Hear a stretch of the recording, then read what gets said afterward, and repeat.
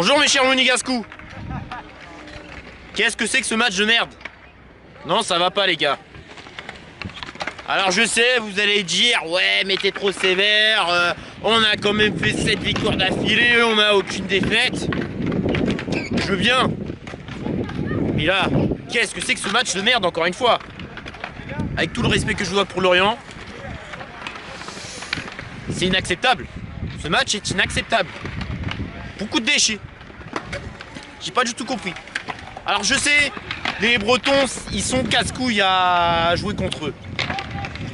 J'aime la mentalité bretonne parce que eux ils savent ce que c'est le football.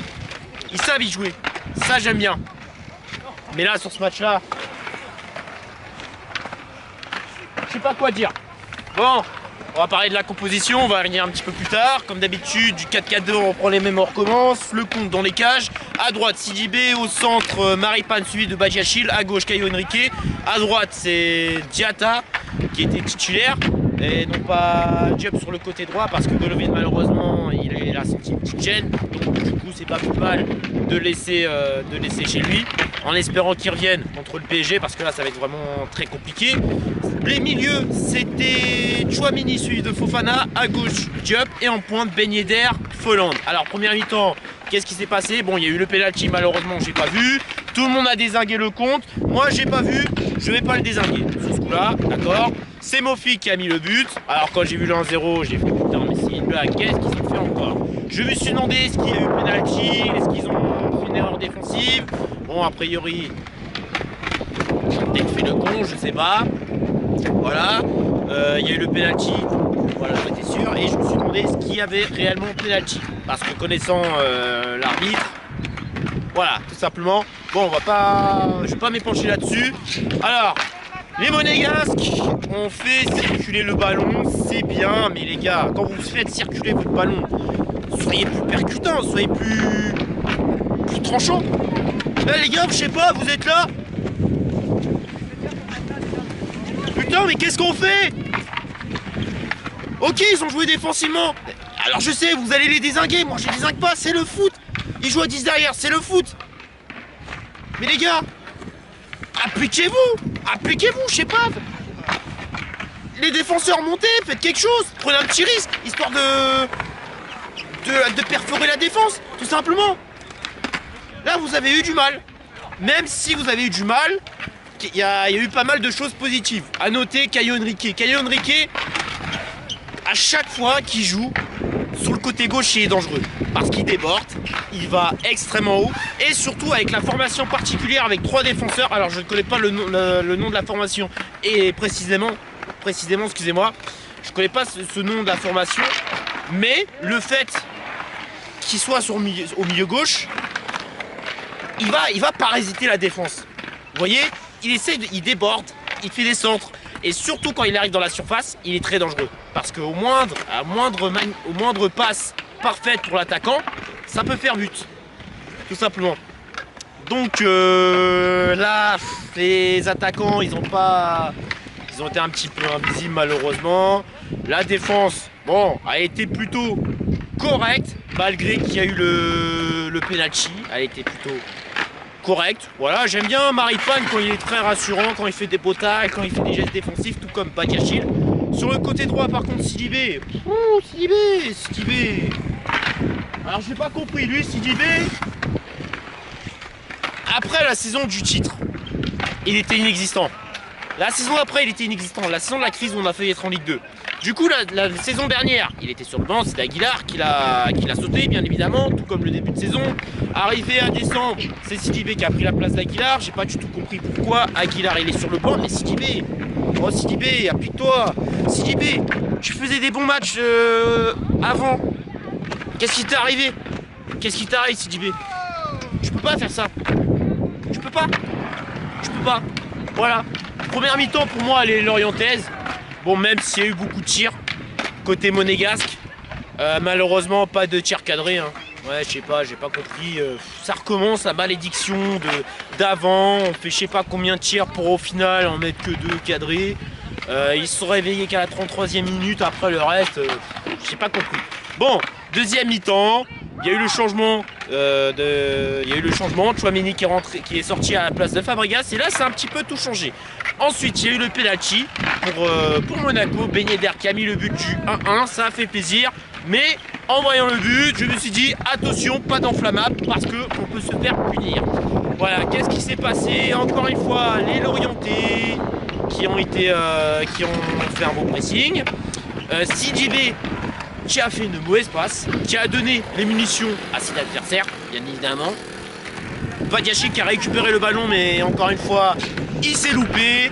Et là, Mofi qui en a profité. Putain, mais s'ils peuvent se casser, c'est pas mal. Voilà, Mofi qui en a profité pour prendre le ballon. Et du coup, qu'est-ce qu'il a fait? Il a tiré et le compte, voilà. Le compte quoi. Alors le compte, j'avais beau le défendre.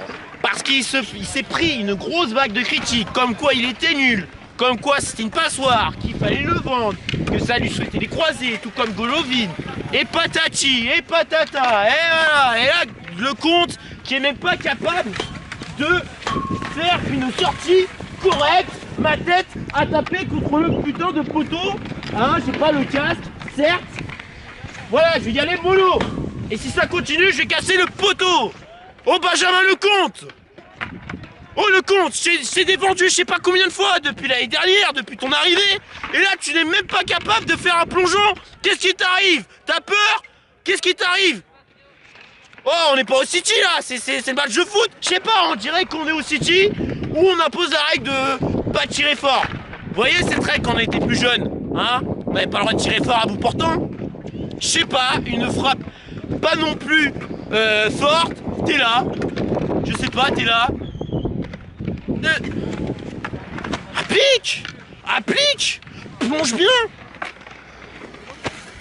bien le compte. Voilà, et c'est pas étonnant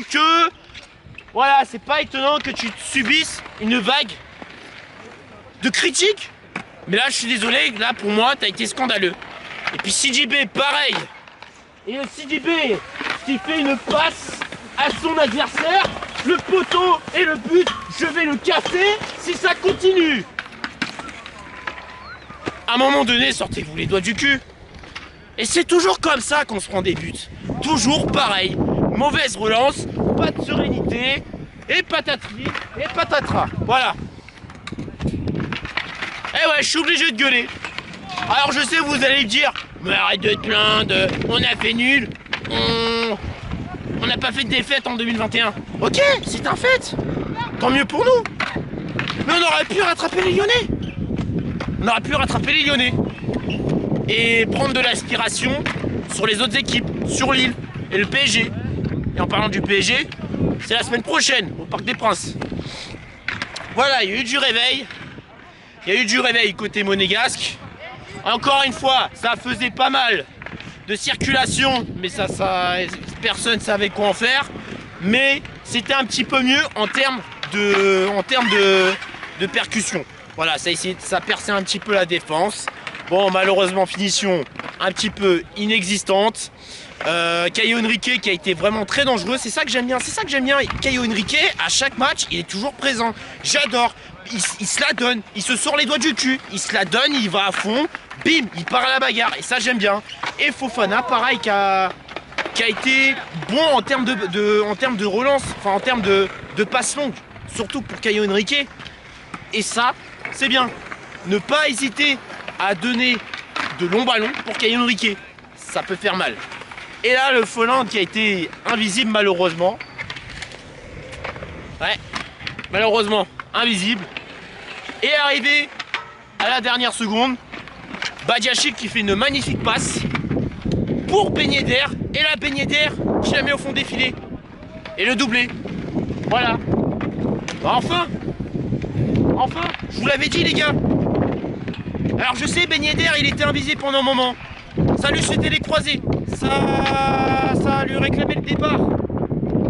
Mais les gars, Ben Yedder, il a mis le doublé. Voilà. Et quand il revient, ça peut faire mal. Et si Folland revient, ça peut aussi faire mal. Voilà. Et ils ont intérêt à être à la hauteur, tout simplement. Bon, bah voilà, j'ai tout dit dans ce match-là. On va passer au top et flop. Alors en top, je dirais Ben Yedder parce qu'il a été double buteur. Et il a créé pas mal de dangers. Bon, même si il doit un petit peu plus soigner ses tirs, au moins il a été présent. Deuxième top, je dirais Caio Henrique. Caio Henrique, c'est une valeur sûre que personne ne connaissait. Juste un seul contact brésilien, voilà, que j'ai sur les réseaux sociaux. Il est parfait. Il est parfait. À chaque fois qu'il déborde, il crée toujours du danger. Et ça, j'adore. Et sa technique fait la différence. Ensuite, troisième top, je dirais la défense Maripane, Badiachil. Bon, même si Badiachil a offert un petit but, bon, c'est pas le pire. Ceci étant, le pire, c'est Sidibé. Il a été rassurant, tout comme Maripane. Maripane qui a fait des beaux tacles, Badiachil qui a fait des bonnes récupérations de balles. Puis voilà, malgré les deux buts, ils ont été corrects, tout simplement. Ensuite, en flop, je dirais le compte. Même pas capable de plonger. Même pas capable, le compte. Alors, je l'avais beaucoup défendu. J'avais défendu depuis l'année dernière. Mais là, je commence un petit peu à me mettre en rogne envers lui. Surtout sur le deuxième but. Il pouvait l'avoir. Ensuite, deuxième flop, Sidibé. Hein. Voilà, Sidibé qui s'est fait manger par tous les merlus. Sidibé qui a offert le but au Lorientais. Et troisième flop, ça va être assez compliqué. Je dirais plutôt Voland qui a été malheureusement inexistant, tout simplement. Voilà, niveau composition, niveau composition, je dirais un petit 2,5, parce que le fait d'aligner Sidibé, c'était -1. Enfin, pas -1, mais je veux dire, c'était moins... Ça perd beaucoup de points, ça a perdu beaucoup de points, et résultat, Sidibé, pas ça, hein. Pas ça du tout. Il y aurait Aguilar, je pense qu'on aurait peut-être pu gagner le match s'il faisait pas le coup. Parce que Aguilar, c'est beaucoup plus rassurant qu'un Sidibé. Donc je dirais 2,5. Voilà. Ensuite, en coaching, je dirais un petit 3. Alors le coaching n'était pas parfait, mais le fait de mettre Fabregas, ça a tout changé. J'aurais bien aimé qu'ils mettent Jovetic à la place de Folland. Alors je sais pas, mais ouais. Un coaching plutôt correct pour ma part, tout simplement. Donc voilà, j'ai tout dit là-dessus. Je vais parler vite fait du match PSG face à Monaco. Alors là, il y a intérêt à être vraiment à la hauteur. Il y a intérêt à se sortir les doigts du cul, surtout défensivement et au goal. Alors le compte, je sais, j'ai confiance en toi. Mais là, t'es pas rassuré. Donc, essaye de prendre plus confiance en toi. Essaye d'être rassurant. Si tu es rassurant, tant mieux. Si ta défense est rassurante, tant mieux. Donc, Maripane, Badiachil, ne faites pas les cons s'il vous plaît. Sidibé, si tu es titulaire, ne fais pas le con, s'il te plaît, ne merde pas. Kovac, dans ces cas-là, aligne plutôt Aguilar à la place de Sidibé, parce que là, Sidibé, waouh, c'est complètement chaud. En espérant que Golovin revienne. Si Golovin revient, Golovin sur le côté gauche et Diop sur le côté droit. Là, ça pourra faire très mal. À mon avis, il y aura une énorme motivation et j'espère que Folland sera présent. Enfin, plutôt les deux attaquants, Folland, Ben Yedder. Si Folland, Ben Yedder sont en forme, sur les côtés, Diop, suivi de Golovin, sont en forme. Le milieu, en forme. Enfin, voilà, tout le 11, surtout la défense et le gardien, ainsi que Sidibé, si jamais il est titulaire. Si tout le monde est en forme, là, il y a moyen de faire un petit nul. Un petit nul serait parfait. Et si on peut faire une victoire, ce serait top. Donc, si jamais il y a victoire, attention à ne pas se reposer sur les lauriers, parce que si ça se repose trop sur les lauriers, chose qui a été le cas lors du match face au PSG, où il y a eu 3-2, une remontada, et puis après derrière, pour enchaîner je sais pas combien de défaites et de nuls, autant donner le match au PSG, tout simplement. Moi personnellement j'y crois. S'il y a de la niaque, si Kovac pousse les petits coups de gueule, ça serait top. S'il fait une belle causerie et s'il leur dit de jouer avec leurs couilles, ça serait top. Donc les monégasques, vous avez intérêt à me faire bander, à leur arracher les couilles, à leur mordre le cul, à porter vos couilles, à vous sortir les doigts du cul et aller à la bagarre. Voilà. On s'en fout d'Mbappé, de Neymar, de la grosse défense. Dites-vous bien comment dire, oui, certes, il n'y a peut-être pas Neymar, mais dites-vous bien qu'il ne faut pas avoir peur d'eux. Alors je sais, ça va être extrêmement compliqué, je suis conscient, j'en suis totalement conscient, même si voilà, ils sont pas en forme olympique cette saison, je suis conscient que ça reste quand même le PSG, donc attention. Voilà. Après, il n'y aura pas que le PSG. Si vous pouvez battre le PSG, tant mieux, en sachant qu'il reste Lyon. Ça va être assez compliqué, même si c'est chez nous, tout comme Lille. Après, en match extérieur, il y aura Strasbourg qui sera une équipe très casse-couille parce que ça joue à 10 derrière. Ça fait je sais pas combien de temps qu'on les a pas battus. Ensuite, il y aura Lens, chez eux, à Bollaert. Alors, ils nous ont mis un bouillon, 3-0, en espérant que vous soyez à la hauteur chez nous. Enfin, chez eux, pardon. En étant chez eux. Brest, aussi une équipe casse-couille à domicile. Bon, on a perdu 1-0, on a fait les frais contre eux. C'était chez eux au stade de Francis Leblay. Mais ça va se jouer à domicile. Si vous pouvez vous défaire d'eux, ça serait parfait. Et ensuite, il restera Montpellier, une équipe assez casse-couille. Donc, voilà. Si vous pouvez faire les matchs difficiles, enfin, tous les matchs cités, on pourra peut-être croire, enfin, je dis pas croire au titre, mais voilà, le podium. Juste le podium, la deuxième place. Donc, voilà. Qu'est-ce que j'ai à dire? Ah oui, dernière chose. Si vous battez le PSG, s'il vous plaît les gars, ne faites pas votre Mohamed Eni en disant « Ah, on a battu le PSG, Monaco joue le titre, Monaco met la pression au PSG, à Lyon, à Lille, ils envoient un message à toute l'Europe, à Manchester City, à Kun Agüero, au Bayern Munich de Lewandowski. » Non, ne faites pas vous Mohamed Eni, gardez les pieds sur terre, restez humble et ne vous reposez pas sur les lauriers. Voilà, continuez à être des combattants. Voilà, c'est tout, fin de cette causerie. J'espère que ce débrief vous aura plu. Si c'est le cas, pouce bleu Monégasco, vous commentez, vous vous abonnez, vous partagez. Et surtout, n'hésitez pas à me suivre sur les réseaux sociaux. Tout ça, ça se passe en description. C'était Oxenum, le supporter LS Monaco de Monaco 3. Elle passe une vidéo de Pucci. Et on se dit à la prochaine pour de nouvelles vidéos et pour de prochains débriefs. Salut et Daguet, Monaco.